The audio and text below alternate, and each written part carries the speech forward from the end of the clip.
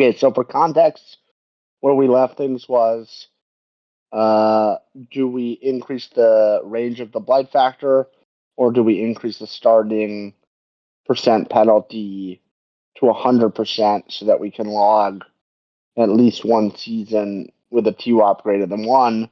But the question being posed is that trade-off correct at all L2SR? Meaning for all L2SR, do we always want to log at least one season above the value target? And for you were about to respond. We just started the recording, so that's the background. Right. Thank you, Ben.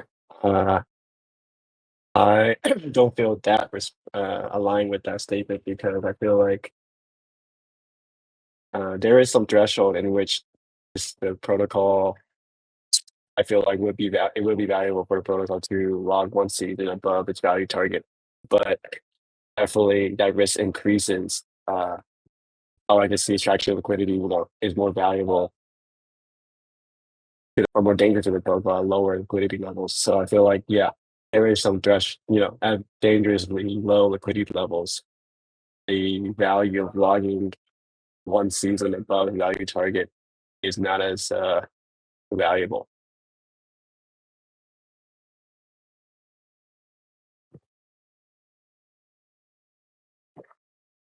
Like doing so at 1% of the liquidity level is ridiculous, in my opinion.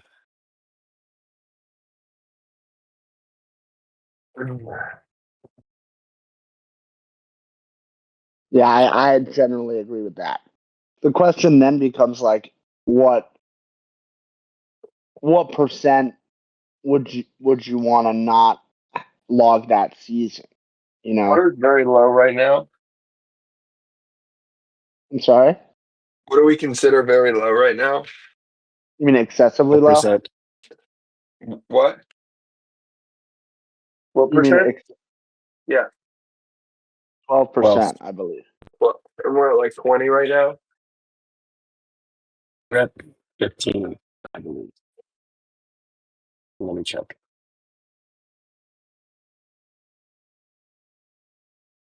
At 14.7. 14.7.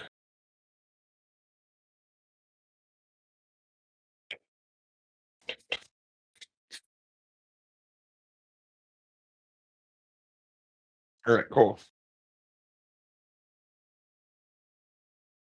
So I feel like the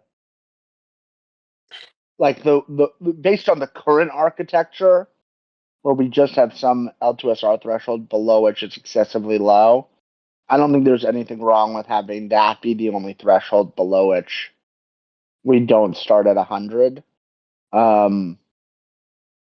It's obviously not perfect, but I think it's fine. Like until we move to a continuous beanstalk, I think it's fine if we're excessively low. We don't express a preference to log even a single season. But in all other cases, I don't see any reason why we wouldn't want to log at least one season and pay a very small price for it. Yeah, that seems reasonable to me. I mean, my main concern is like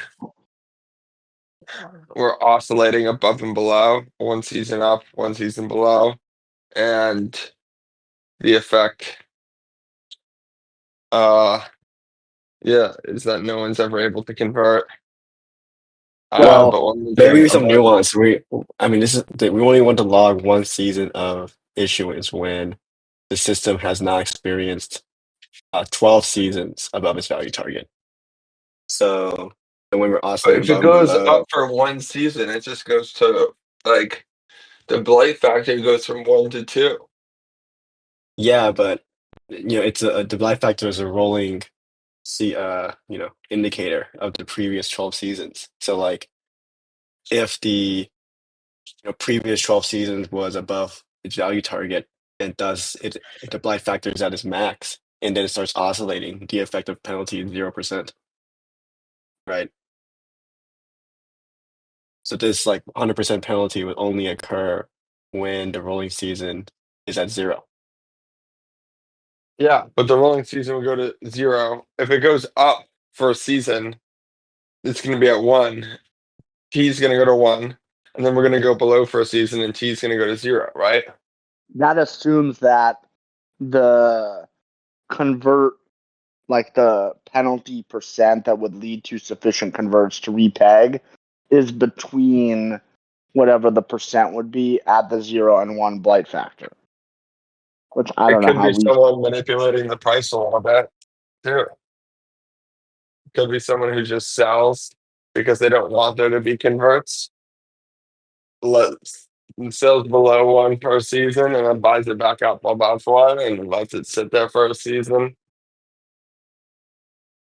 They would have to do that for an hour, for a whole season. I mean, Like I that, think that's not in manipulation. instances right now where we have low demand, that's very possible. You wouldn't have to do it for time weighted average. But we've never considered like expressing a position in the market like this to be manipulation. Yeah, I agree. I mean, you agree with me, Ben? With Ben Philly? But then, yeah, I mean, I feel like this is in line with our definition of non-manipulation resistant or manipulation behavior.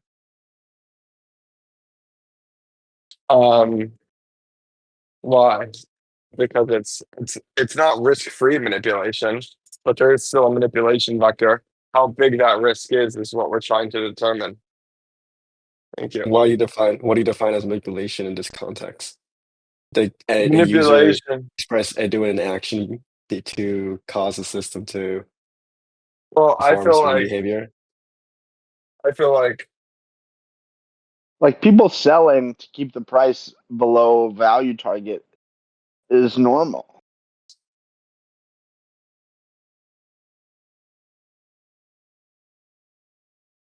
yeah, but this is I mean that's definitely normal. But if people are intentionally buying and selling above and below, so no one gets the opportunity to convert, it's not normal.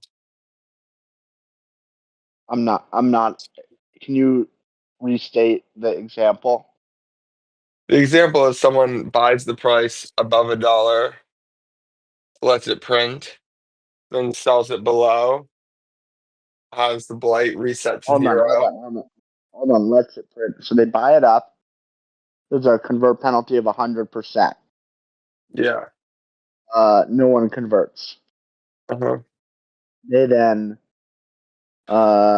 print, cause a print, immediately sell at the sunrise, or Mm-hmm. maybe even before the sunrise because they've already logged a positive TWAP. Now they sell, and in that way, you've basically made it such that they've moved the price arbitrarily, but no one holding Pinto in the system can convert down against them because there's a penalty of 100%. Yeah. And then they could do it again. Um, and I'm just trying to find an edge case here. Um, Totally. and they could be moving the price like 10 bips, 20 bips to the point where it's not going to trigger like the change in price is not going to be enough to trigger any participant to sell. Um, participants could still sell and leave the system or try to prevent this type of manipulation. Um, but I think there's something here. Um, it, you know,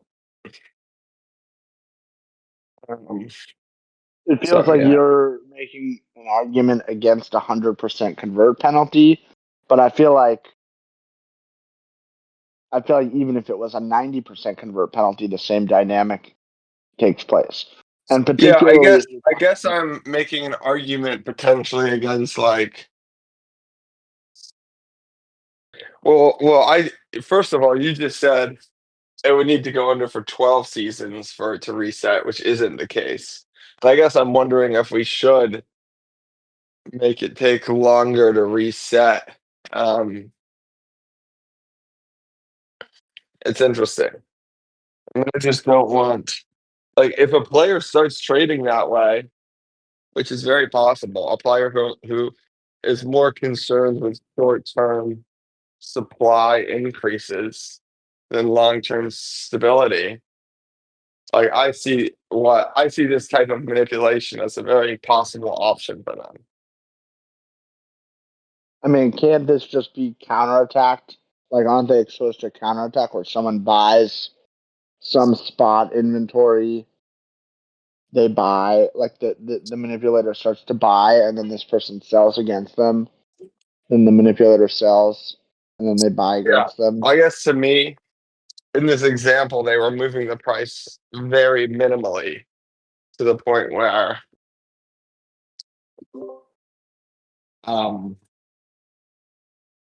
yeah, if someone else wanted to buy above peg to prevent against this type of manipulation.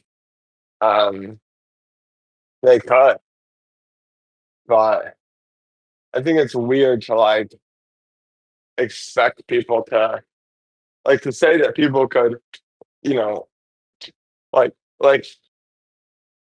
hmm.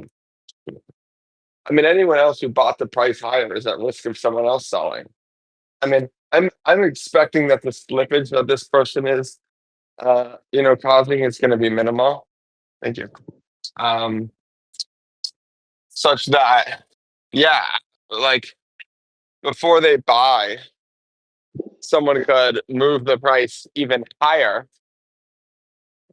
such that they can't do this anymore. But then the other manipulator is not going to buy. Um, Once they do buy, someone could sell the price even lower. But let's say the slippage as a result of the manipulator buying is only from like 0.999 to 1.001, right? Like the delta price is minimal to the point where no one's going to benefit from dumping into the manipulator bot. But with that amount of manipulation, why does it matter? If they're causing a mint of 7 Pinto. Oh well, let's say the size is 10K. Well, then I'm dumping on them. You're dumping on them at 1.001. I mean, I convert my newly harvested pods or newly issued earned beans, earned Pinto, for sure. Yeah. Yeah, he does it once and then he does it twice. The third time, as soon as he buys, someone's gonna dump him. Dump on him. Particularly if, like, in the future we have some sort of like combination of the tractor and the sunrise, where like I can have orders to like auto harvest or whatever. Yeah, auto that would be harvest. great. But I always assume that. I mean, you would have to assume that tractor operators are going to have better latency than manipulators, which I don't know to be true. I guess my point is, and this is the most rigorous response, like by the time the system is large enough that the level of manipulation you're talking about exists, we're going to have a way better execution. Who's we? The protocol. What? I mean, the protocol is going to have better execution. Through Execution something of like what? an enshrined tractor or something, so we can fix some of this stuff. That's a ridiculous statement. It's going to be an prime tractor. Yeah, With an We're on EVM. the road not to that. future. Enshrined tractor. You're basically saying by the time Pinto's big enough, we're gonna have enshrined tractor. That was your argument. That's your Control rigorous of the argument. execution environment. Well, the manipulation you're talking about, where someone could make money from it, is like the protocol would have to be like billions and billions. Not really. I mean, someone would just have to own a lot of stock. Buy stock. Well, because they'd have to make sure that they're getting, or they'd have to have the pods at the front of the line. I mean, they'd have to make sure that a majority of the mints are going to them. Otherwise, there'd be no point. The way I see it, it's like the risk to someone to try to do this is very low, and there's no fee. The slippage is like a fraction of a percent. Well, here's another factor: is if they do it for consecutive seasons, people will be earning mints, and those new deposits that have been earned can be down converted without regard for the penalty because they won't have any grown stock anyway. Yeah, but yeah, definitely. Yeah. Well, yeah. So I think I that mean, even if it works for a totally. couple seasons, it will fade quickly. It might happen. 100%. Yeah, I mean, this attack is valuable if they have a lot of Exactly. stock, like a significant amount of stock. But at that point, their ownership is so concentrated that I feel like it's in their best interest not to do this manipulation.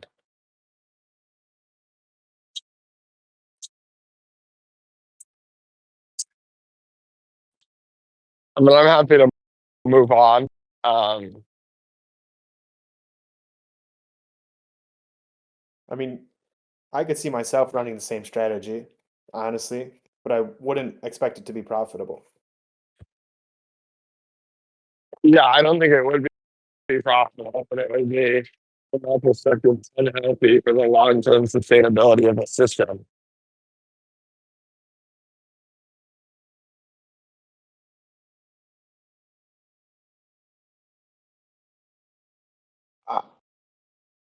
I'm just not understanding how there's going to be that many mints that are not correct from this. Like, as we've historically designed the system, if you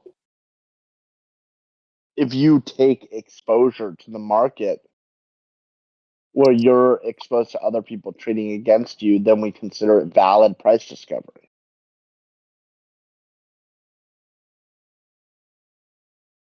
And that's always been our standard. So I don't I think understand it why has this been is our even a standard, but problem. in the pre-convert world, I feel like it was a little iffy. Especially when In a the price pre-convert movements are world, so it was small. When there is convert, like it's so easy for people to respond to price manipulation in a very, very low cost way. But when you turn converts off, it's like a lot of the capital in the system that's been around for a long time. And generally are the people who care about and understand most what the long-term health of the system are. Now have some disincentive to react to price manipulation. And that just scares me a little bit. Is but kind my of, I question is, guess, my point, my overarching we point. change the, and I appreciate that point. If we, I think it's a great point.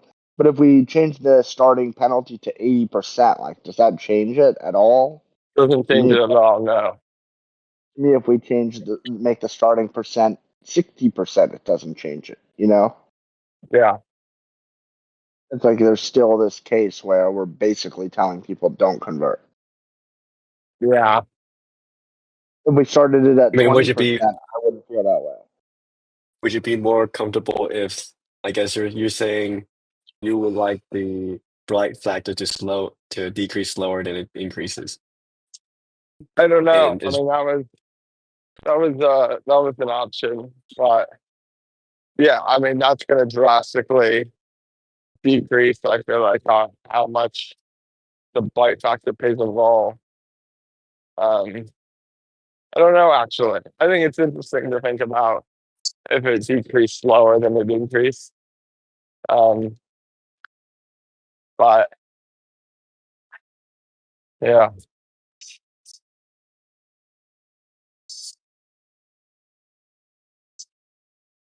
yeah, I mean, I like to move on this particular one, but personally, I don't think this warrants a change at the moment. I mean, I would like to see some data of this actually happening in the wild. But I just don't accept it as a problem, I guess. Well, I'm taking the stance. It's like it's unclear to me whether or not it's a problem. But you're taking the definitive stance that it's not a problem, or Well, it's a problem in the sense that, to Brendan's point, we are introducing this uh, circumstance where it's like you sort of do remove the potential for price discovery in some regard, um, which does expose you to like some sort of manipulation. Um, Mm.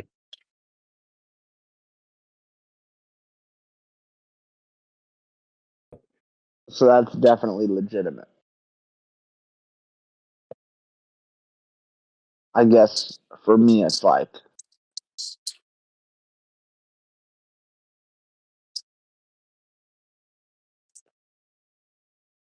I think the most you really lose is a couple seasons of mints because at some point someone's going to convert down against the guy, or harvest and sell or something. But it is a valid point.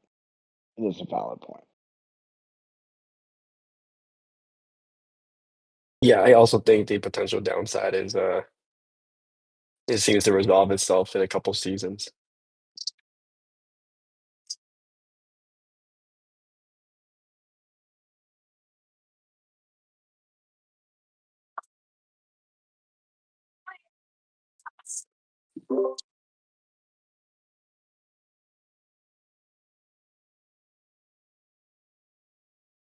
Breen, you made some very compelling arguments about the extending the T rather than increasing the initial penalty in my DMs.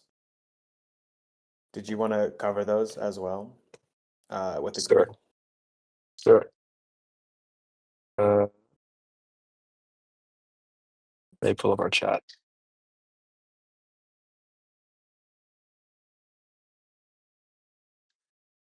Yeah, I mean, from my perspective, let's see, the points I said was, generally speaking, I feel like the penalty is very high as it is.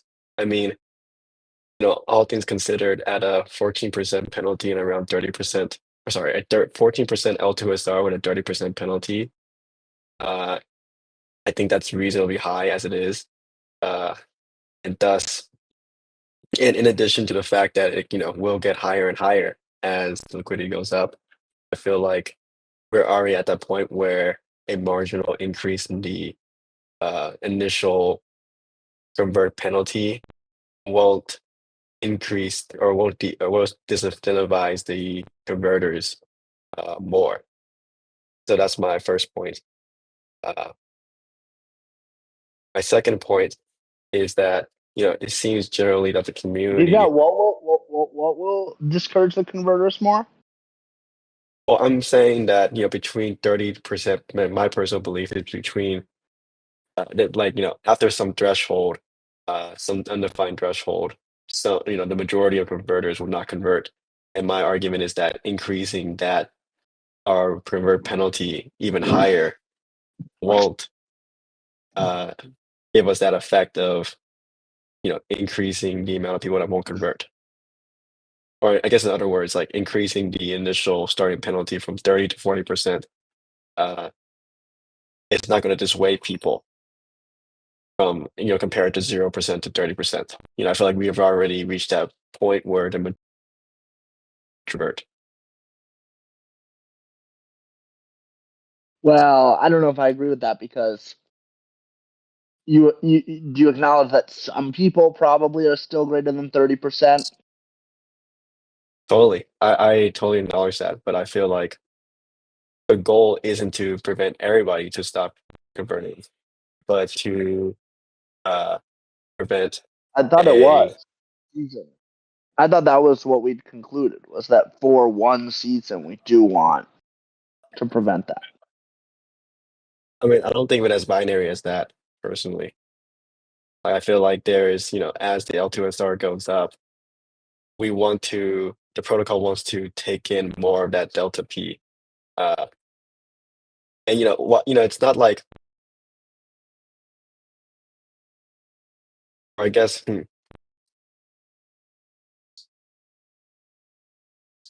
Yeah, it's are interesting you because I do feel like as a stockholder, at some point I'm happy to have someone take the current stock hit and sacrifice some convert, yeah. I especially mean, I if I guess feel the like the ideal call price will perspective, remain low well, I guess or the high. ideal goal is for the protocol is to, express this, we want to mint, we want to mint like X% of the initial, I guess, crossing of the value target.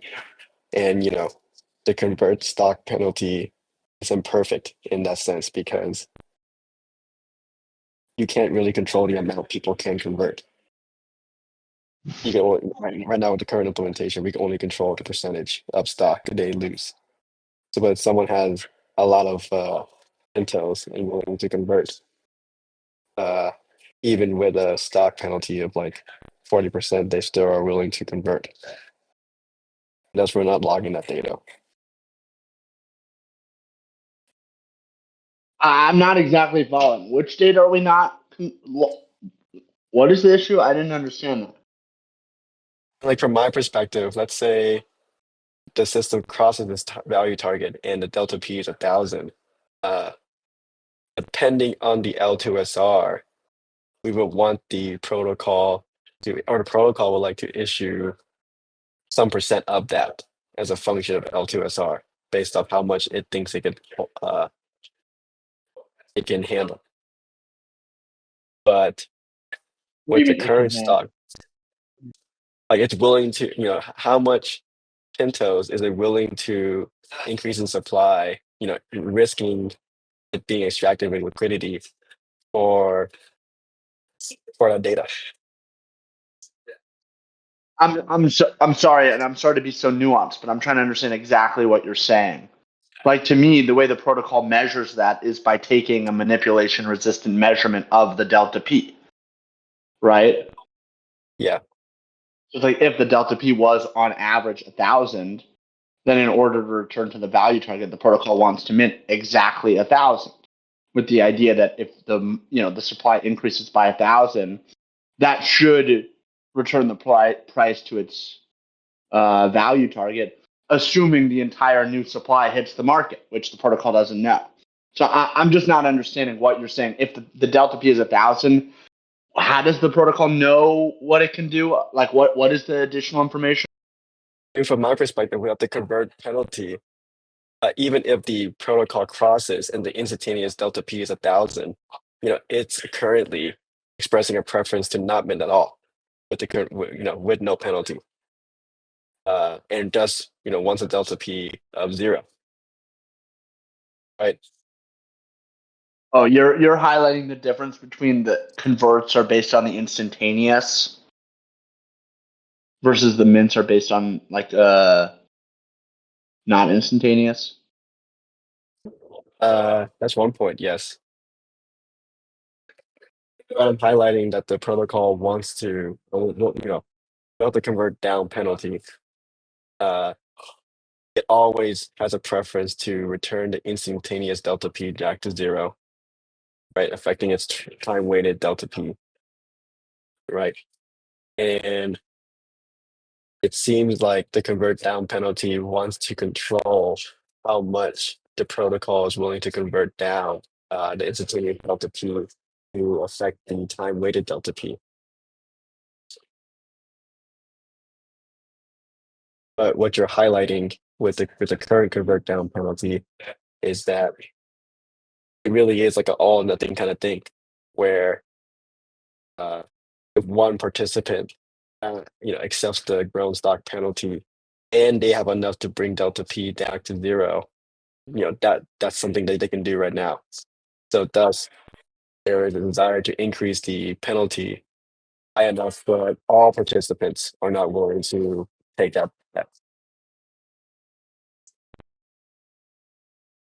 I'm following.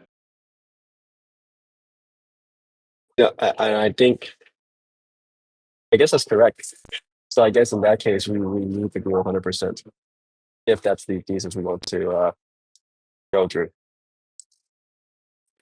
In the cases where the L2SR is above the excessively low threshold. Yeah.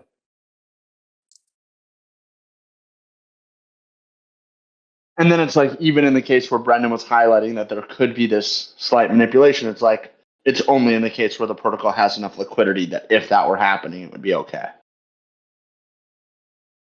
Correct.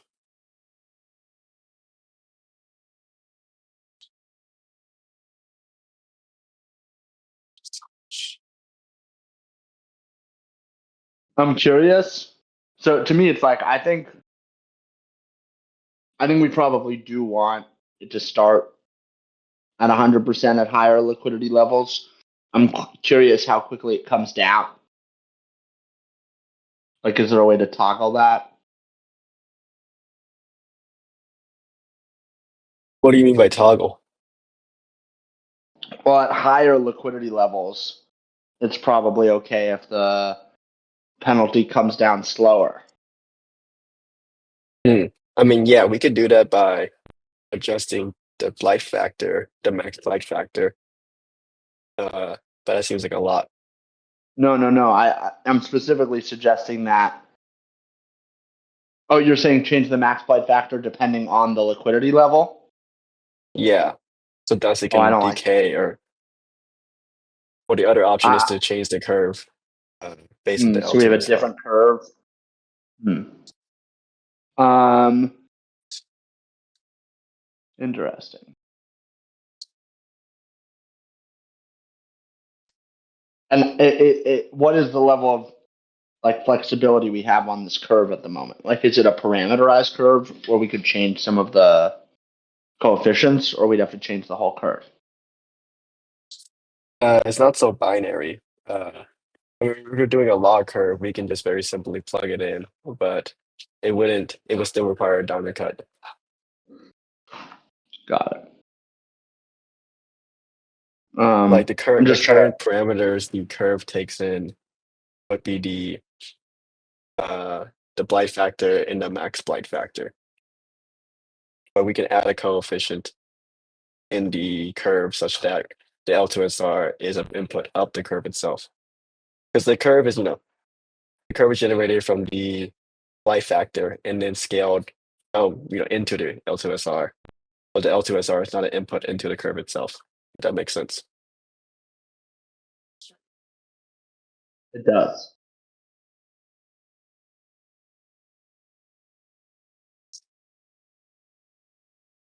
So yeah, I mean, right now we have an L2SR. We have a value that's a function of the L2SR scaled by the curve. But this alternative proposal would be a base curve that's a function of the blight factor and liquidity level. Yeah, I mean, this seems like a lot of work, and I question the benefit. But I think if we were to redo it, this would be how we would want to do it. I mean, it depends on how. Let me just look at the curve itself. Yeah, I mean, intuitively, it does seem like a lot of work finding the right value, or how do we, scale the curve by the liquidity level.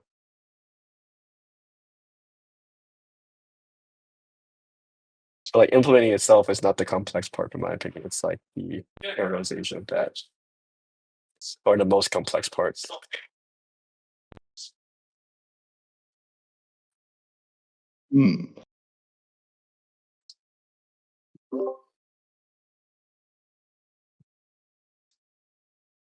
Breen, you're proposing a new curve. Sorry, I think I fell out of the conversation for a minute there. You're proposing a new curve that has a more steep behavior? Sure, let me share my screen.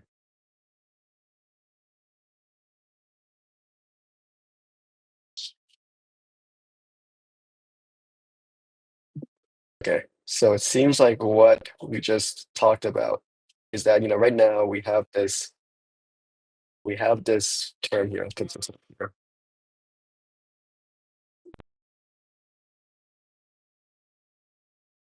Like, we have this term here, which is the L2, which is a term that's scaled by the L2SR, which is the L2SR divided by the optimal. Then we have this function here, which is basically the curve itself. The curve itself only takes in the blight factor. It seems like the proposal would be to make somehow we would have to integrate this L2SR into the curve here, such that I'm going to affect the curve in the denominator to adjust the steepness, but do so in such a way that it still decreases. I mean, I guess I'm with Ben in the sense that this seems like a big chunk of complexity for unclear value. Unless I'm agreeing with that. What would be solved by this? Yeah, intuitively, I wouldn't know how to derive this curve, or do so in such a way that the curve gets steeper in that. And personally, I feel like it gets harder for the participants to kind of understand what's happening. And I feel like we've kind of lost the thread on exactly what we're trying to improve with our current curve.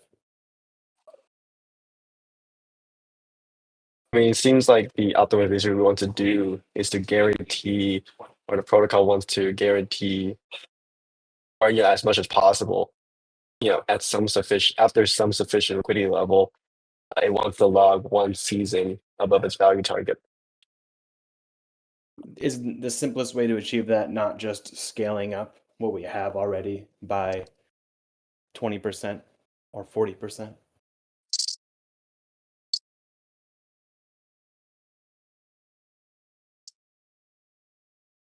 Such that if L2SR is, even, let's say L2SR is 10% or larger, it's 100%. Anything below that scales between, scales down. Sorry, say that again. Let's say we just scale the initial constant by 50%. Yeah, I just If we don't. did- I don't think And what I the guess, benefit that we get from that is worth the fudging, personally. I mean, if You're we want against to the talk, budget? I mean, I guess maybe just to talk about a potential solution that doesn't feel as fudgy. We could just, currently how it works right now is that the L2SR, affects the curve and, increases the curve until it reaches the optimal. I mean, if we decide that we want to log a season of above value target, above the excessively low threshold, it seems like, after the current curve, after the optimal L2SR, or once the current L2SR exceeds the optimal, it'll always have 100%. I mean, it seems like all we want to do is just set set the denominator here instead of optimal. We would like to do set this to excessively low, right? And then Yeah, actually, that would pretty much and be it. then the curve would just, it would range between. It would do this ranging between 0 and 12%, and then after 12%, it would have this curve. It would have this effect of what we desire, where at least for one season we have 100% penalty. But if it's greater than 12%, then it still is the same curve, or you have multiple seasons where it would be 100%. It would be the same curve as designed right now. Then yeah, I mean, that's think that might be a very elegant solution. Great. I like that. And I agree it's elegant. I like that too.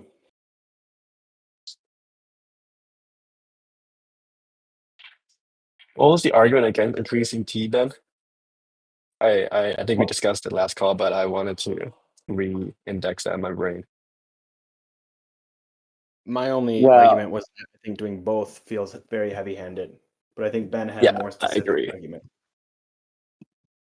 Well, what I recall was that we said we either wanted to extend the time or increase the max, but increasing the max penalty was the thing that would directionally actually get us what we wanted. For me, the reason to increase the time at this point is like we want more time between when we would get the penalty back up to 100% or something. Like we want more granularity within the blight factor. We expect most of the convert demand is going to be like between 0 and 10%.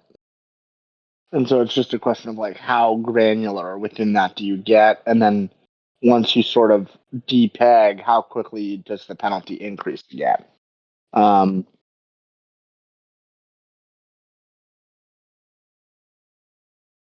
Like if we doubled it, and we see most of the convert power is going to come in at like,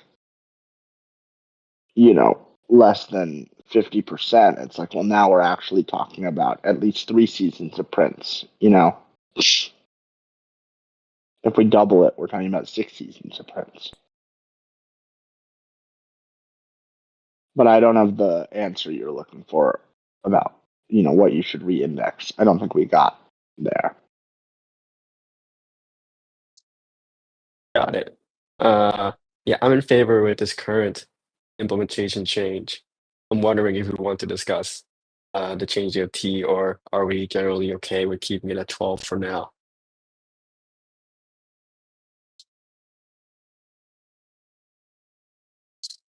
Yeah, I'll be in favor, and I'm just trying to figure out what data we would log for us to warrant an increase in T.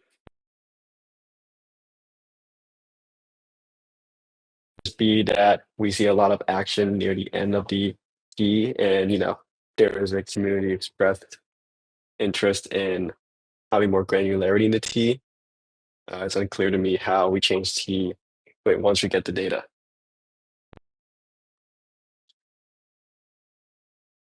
I mean, is there any way to make the curve a little bit steeper? Because then we could increase T. My concern is just that, like, to go from 100 to like 30 takes 5 seasons right now. Like, that's way too much. Mhm. Can you just square the denominator there, Breen, and see what happens? I'm not great with that. Does that make it worse? Not do what we wanted to do. Square the numerator. That is funny, Drew. Funny stuff. What the hell? That looks terrible.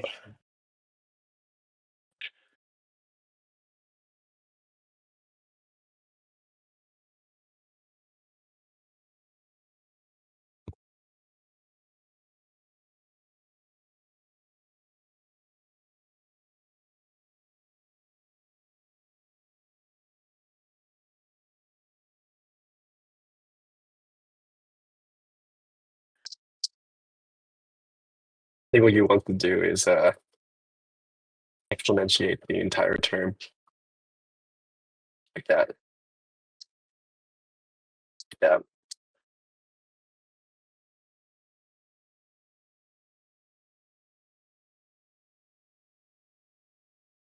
But why is it no longer starting at 100%? No, it still Oh, starts so- at 100%. Great. Yeah, it's unclear here. Exponentiation and the EVM is there's a lot, unfortunately.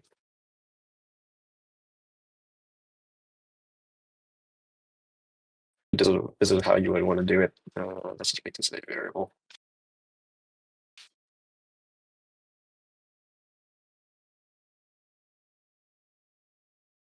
Like that.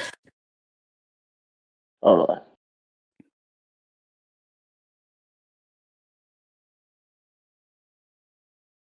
I mean, yeah, given the lack of data, I'm inclined to keep it at 12. I feel like the totally. solution we have is pretty elegant. But yeah, good to understand, what it would take to change the T in which we, exponentiate it and increase it.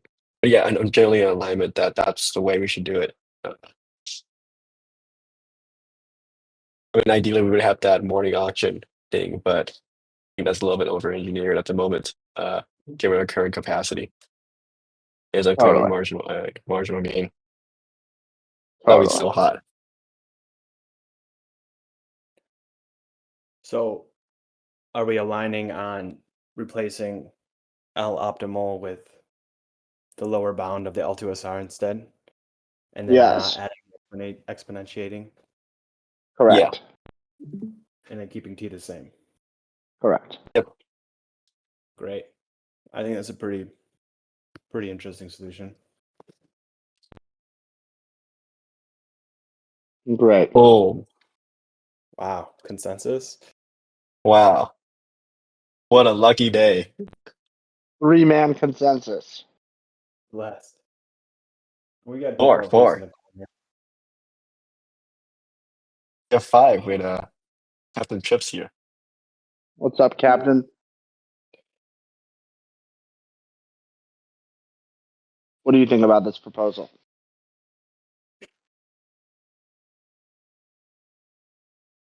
Amazing. Great. This is a very simple change as well. So we can definitely add it in the next PI.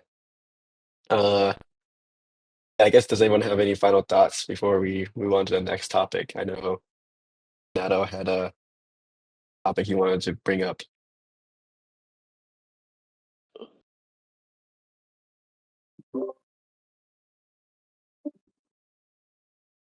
Great.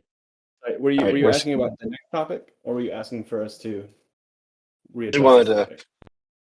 I just wanted to finalize, just like put in a pin before we move on. Yeah, I think this one we're wrapped up on. Nato, I Right. think you said you had some other thing that you wanted to do to pump this thing really hard.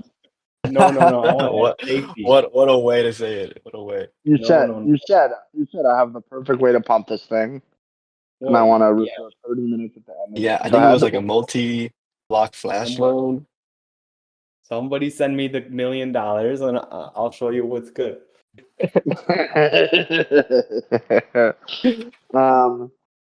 So, do you want to try to articulate a reason to put a cap?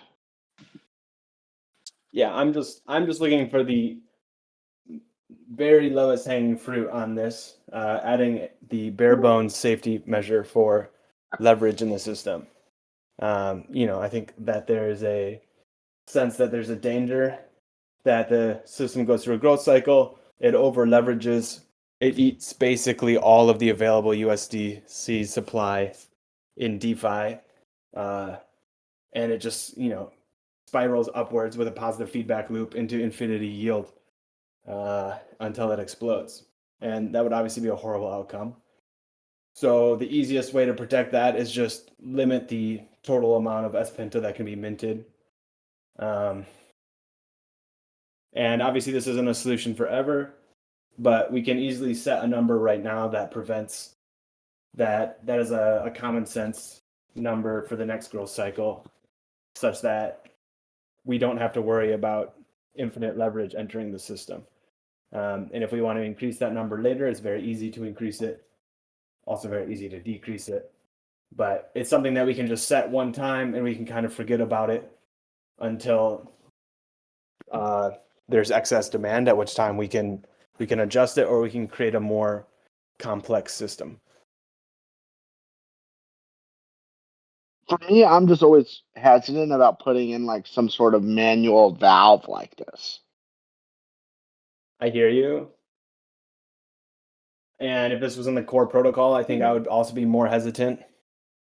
But this is sort of like the composability plugin on the side. And I don't think that it's worth our a significant amount of engineering time at this point to create this complex system for a safety measure that we don't necessarily know that we're going to need yet. Maybe, Ben, if you could articulate what is the potential downside of creating a cap? It's just a lot of liability. Like, let's say we're growing and we hit the cap, and now people are in a very difficult situation. Like, do we increase the cap? Do we let the steam out? What do we do? That's exactly the type of like manual influence that in practice will corrupt the system, as well as the people that are in that situation. I mean, I think that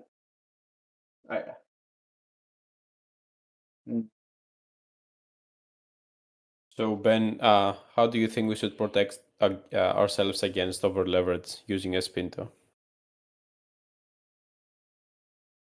Well, we need utility. Okay, but between now and then, how would you suggest we do it?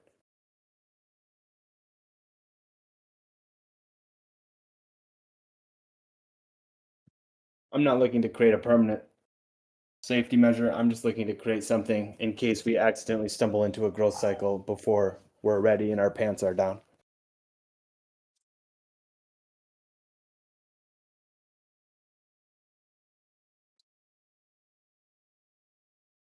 Well, it's like what cap are you proposing? Are you proposing a cap of 1 million, or are you proposing a cap of 100 million? I originally was thinking 10 million PDV. Because to me, 10 million would already be enough to kickstart the growth cycle. So now it's like you're in this weird limbo state where like you started a growth cycle, but you're not able to see it through. Like that almost seems like the word, like that's like no man's land, if you know what I What do you mean. mean? But, What do you mean see it like, through? In my head, I wasn't thinking about starting the growth cycle as a problem. I was only thinking about this artificial multiplier on the growth cycle. Hmm.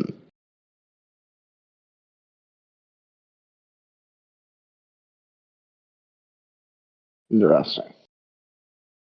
Like, if there's a 10x growth cycle, that's probably okay. But if there's unlimited leverage, then a 10x growth cycle is going to end up being a 100x growth cycle. And that's pretty scary. Would it cost the S Pinto price to go up? No, because you would just be minting. I mean, relative to Pinto, yes, but you're not like, Like yeah, I hey, mean we're doing like after 10 million, if someone really wants it and someone makes a Pinto as Pinto pool, and they want to buy that just so they can have access to leverage and or Spectra yield. I feel like that would decouple the price pretty heavily. Yeah, you're right. It would potentially decouple the price, but the upper limit of leverage would remain the same. Yeah, I agree. Oh, this is an interesting point I thought of. I think it'd be pretty fun to watch people buy 1,000 Pinto for $2,000 just so that they can access leverage.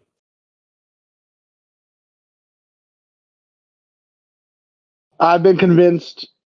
I'm comfortable with something 15 to 20 million, but once we like, I think this should be like a one time, just to make sure we don't blow up to 1 billion day one. But other than that, I think we shouldn't have it. Great. So you think think- 10 million is not enough to see it through, but 20 million is? I want, if we enter a growth cycle, I want us to pay off all our fucking debt. We got to grow to 100 million. Wait, how'd you get 20 million from that number? From 35 million in debt? Well, it's like we got to grow to 100 million market cap. I'm just sort of doing like basic math, like what percent of the supply would I expect to be S Pinto while still being able to grow, healthily. So you find 20%, 20% of the current Pinto participants at 100 million to have access to leverage, a reasonable number, or I guess the ideal number. Well, it's like S Pinto as a concept doesn't, like, just because you have S Pinto doesn't mean that that's necessarily the exact amount of leverage in the system, right? Like the S Pinto is collateral, but like I think it still collapses to like half of that as leverage, right?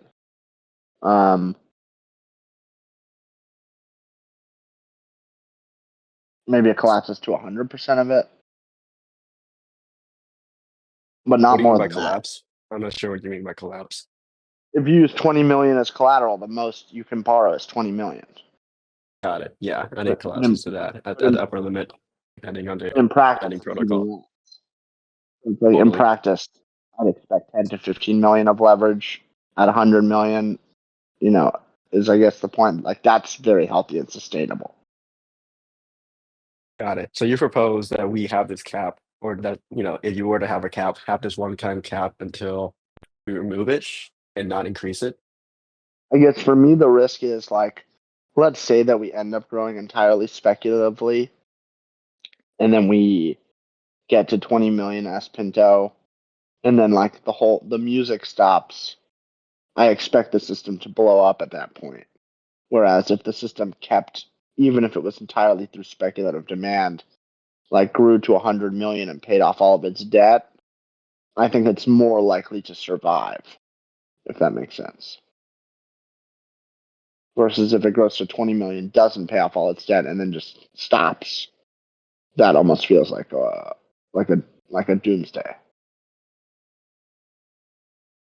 Yeah, makes So I'm sense to kind me. of I'm questioning, do we even want the cap, if you know what I mean? Like Druid said, in his mind, it wasn't to prevent the thing from growing speculatively, but it's like, what if it is growing speculatively?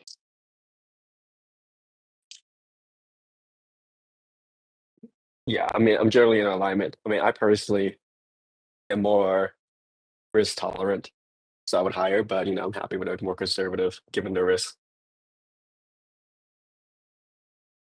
I think the idea that it collapses to 50% leverage utilization is something I hadn't considered and makes me feel like, yeah, we can go higher than 10 million. I mean, the exact number is guesswork. I just want to prevent the 100x type growth cycle. I guess And the issue I'm confused, I'm scared about is like, by putting in this cap, do we actually introduce an attack vector? where it hits this wall of growth cycle and then has this rapid unwind. Yeah. I mean, I feel like Like if it in hits the some, wall, people would just start using Pinto and then start converting. no, but the point is there's not going to be any more demand. Like all of the demand is totally speculative and borrowed in nature, which means it has to go out as well.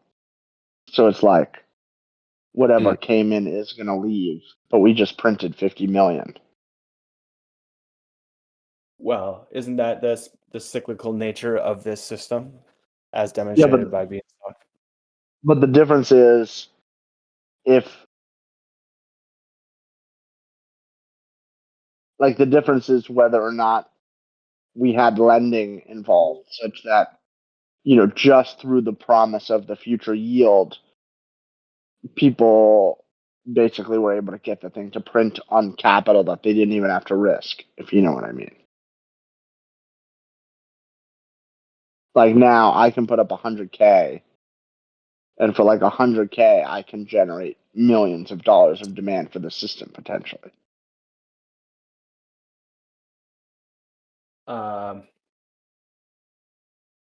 Right. I mean, not that dramatic, but definitely. And I think this is exactly why I think it should be capped, because that's when inevitably the mints stop coming, there is going to be an unwind, and unwinding 20 million is going to be a lot less painful than unwinding hundreds of millions. Sure, I guess my point is like that just 20 million puts us in this like limbo land. Where you don't think it can reach 100 million? I expect it to be very highly utilized. What to be highly utilized? Leverage it during a growth cycle.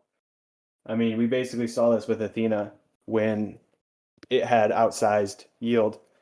It ate all of the supply basically across all of DeFi until there was no supply left. And the interest rate across all those markets grew to match the interest rate of Athena. And so if Pinto were printing at 100% APY, it would do the same thing.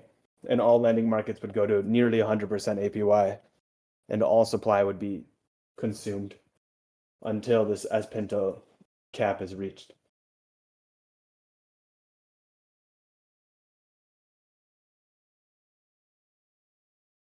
And it's such an obviously good play to take leverage and start receiving 3-digit, 4-digit APYs instantly. That I just think the temptation is so great. It will be entirely utilized, no matter what the number is.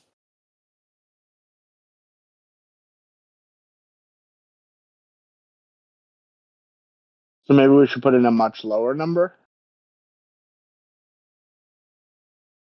Yeah, the reason the napkin math behind my 10 million idea was just that that's 10% of a 10x growth cycle, right? So I was thinking Pinto grows to 100 million. How much of that 100 million do we want to be in a leverage system if we assume worst case the entire leverage unwinds when the yield stops? Because there's not much reason to hold leverage at $1 with no yield.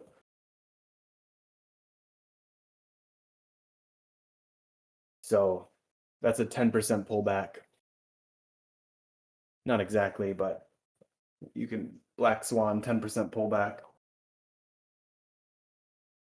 I think the system can handle that pretty well, but it's not trivial either.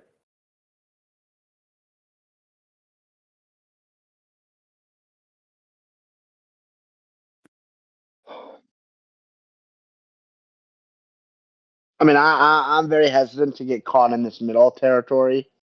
I feel like based on this, it either makes sense to have like a very low one where we're just not going to be able to enter a growth cycle really of any sort just from leverage, or we're going to be able to grow a ton.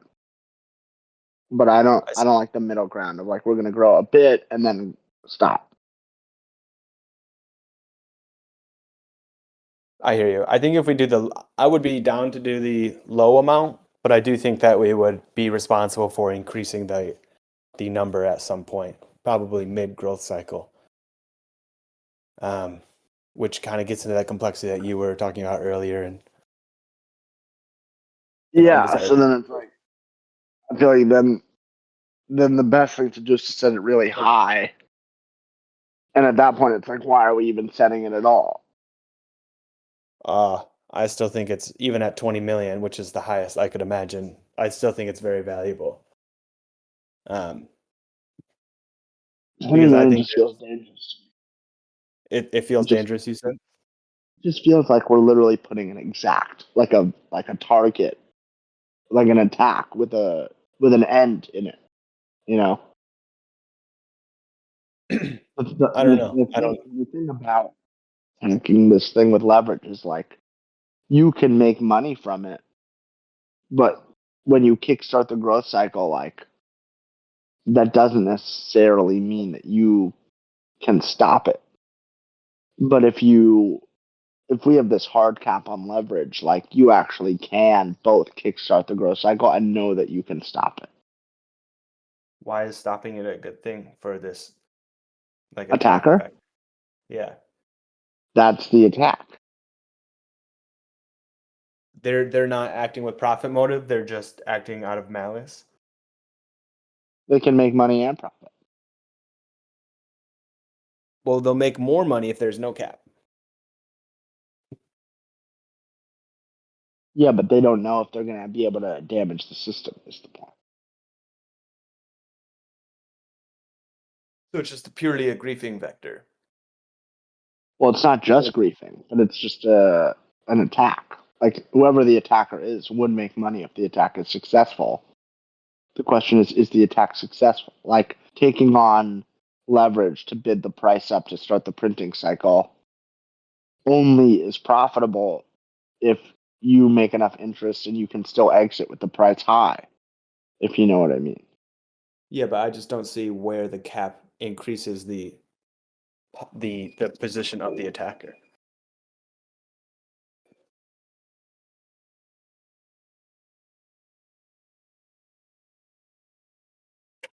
Well, not if the attacker is exclusively profit oriented. But if they're not just profit oriented, but they're also, destroy Pinto oriented, then it's easier for them to destroy Pinto with a cap. I would argue that just more and more and more and more leverage is the best way to destroy Pinto. Well, it depends. Like, if it's a natural, like you're sort of talking about the attack vector where people just like demand it, and it prints, but the demand is speculative in nature. So you have like a true pump and dump. The protocol already has quite a significant amount of stuff in place to prevent that type of activity. So it's like now the attacker actually has to like take on exposure to the price for extended periods of time in order to jumpstart the mints and then hold that exposure throughout the process. Typically, they're going to have to take on more leverage because other people are going to leave the system as the printing starts. Like, it's not so clear to me how they're going to make money unless they really kickstart a major growth cycle, in which case they're going to make money regardless. You know, to me, it's like the more dangerous part comes from the idea of like this growth cycle requires speculative leverage in order to continue and requires more speculative leverage, but we're sort of imposing this artificial cap. Like, my fear is just that we're going to stop the growth cycle in the middle of the growth cycle, and in that way, like, really hurt the protocol. You know, there's a really interesting. Go ahead. I finally understand. I appreciate it. I think that my deviating point is that I don't think the growth in this like theoretical speculative growth cycle, I don't think that the end of leverage ends the growth cycle in this sort of binary way. People would continue to speculate and pile in to the raw silo, which is a better thing for the protocol, and it would sort of like slow down organically. But as long as people continue to speculate on the system, the S-Pinto leverage positions won't unwind. So it's like you're making the point that at 100% APY, new capital will keep flowing in. It's just we're gonna be able to cap the amount of leverage. Right. Like you know, if you can get 100% APY with leverage, you're definitely going to do it. But if you can only get 100% APY with no leverage, you're still probably going to do it. So I don't think that the growth cycle ends in this like instantly as soon as the leverage dries up. I accept. 20 million, 25 million, you pick. Great. Any other people have things they want to share? Ideas? Disagreements? By 25.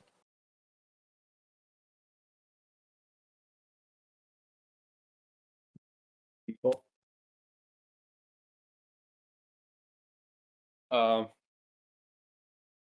Yeah, Sarah Ben's views, and I also think 25 is sufficient.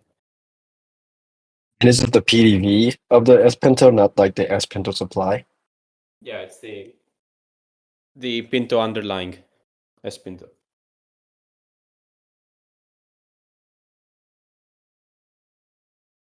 Not 25 S-Pinto, which have a unknown amount of Pinto underlying. Yeah, which I feel like is much better. Right. So roughly 25 million. And actually, it will continue to increase beyond that from the yield. It just won't. People won't be able to directly mint additional S-Pinto. So in fact, the yield doesn't stop. It just slows. So that would still be able to, like, you can still increase your leverage theoretically. And say we're in a growth cycle, midway we hit the cap, mints still keep going.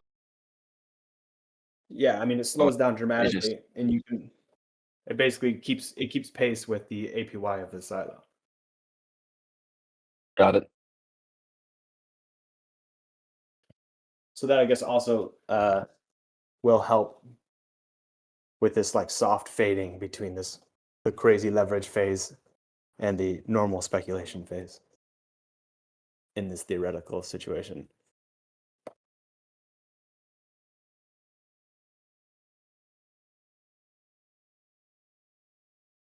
Okay.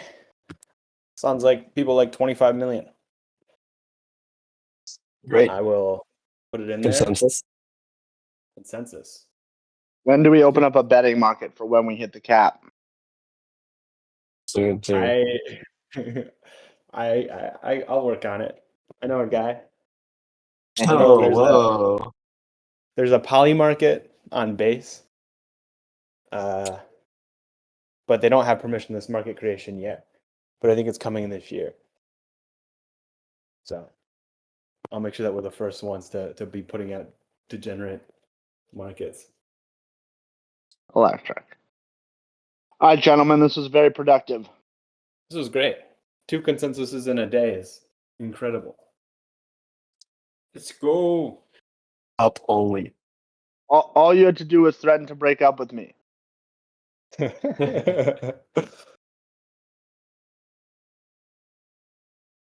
All right, gentlemen. We talk soon. right, All right. see See you you, guys. boys.